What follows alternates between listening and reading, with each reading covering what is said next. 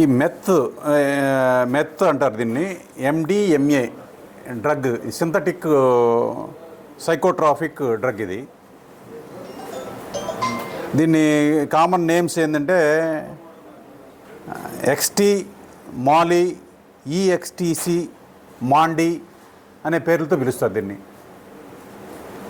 ఇవన్నీ కూడా హెలిజినేషన్ ఎక్కడో ఉన్నట్టు ఎట్లా ఈ గంజా కంటే కూడా ఇంకెక్కువగా ఈ ప్రభావితం చూపిస్తుందని చెప్పి ఇది వాడుతూ ఉంటారు.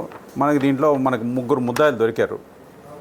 గుణశేఖరు, అశ్విని కుమారు, రాహుల్ యాదవ్.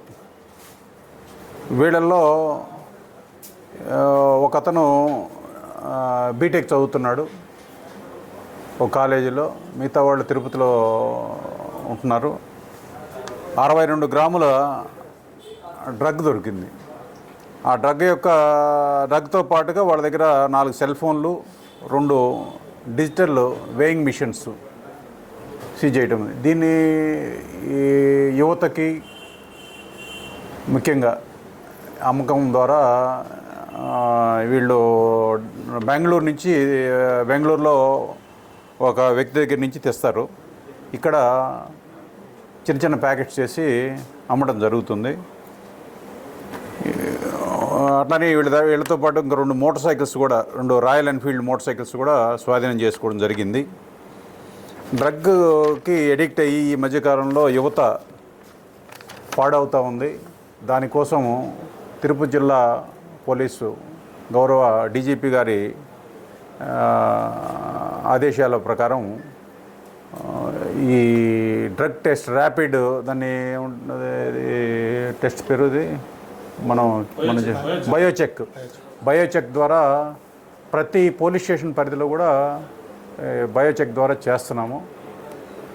ఈ గాంజాని రహిత జిల్లాగా చేయటం కోసము మా ఎస్పీ గారు ఎల్ సుబ్బారాయుడు సారు ఆదేశాల మేరకు నిరంతరము నిఘా అనేది కొనసాగుతుంది. దాంట్లో భాగంగానే ఆ గాంజాని అరికట్టడంలో భాగంగానే ఈ నిఘా పెట్టినప్పుడు ఈ ఇన్ఫర్మేషన్ వస్తుంది.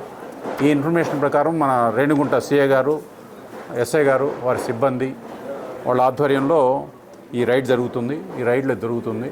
దీంట్లో ఇంకెంతమంది దీనికి అలవాటు పడినారు, పిల్లలు కానీ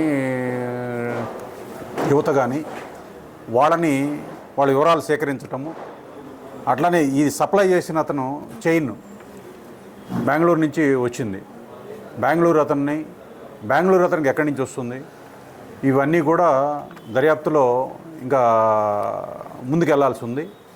వాళ్ళందరి మీద కూడా కఠినమైన చర్యలు తీసుకోవడం జరుగుతుంది. అట్లానే దీనికి అలవాటు పడిన వాళ్ళని, వాళ్ళ తల్లిదండ్రులని, వాళ్ళని పిలిచి కౌన్సిలింగ్ చేయటము. అట్లానే అవసరమైతే మనకి రుయా స్విమ్స్లో, రాస్ దగ్గర డి అడిక్షన్ సెంటర్స్ ఉన్నాయి, వాటికి వాళ్ళని ప్రిఫర్ చేయటము జరుగుతుంది.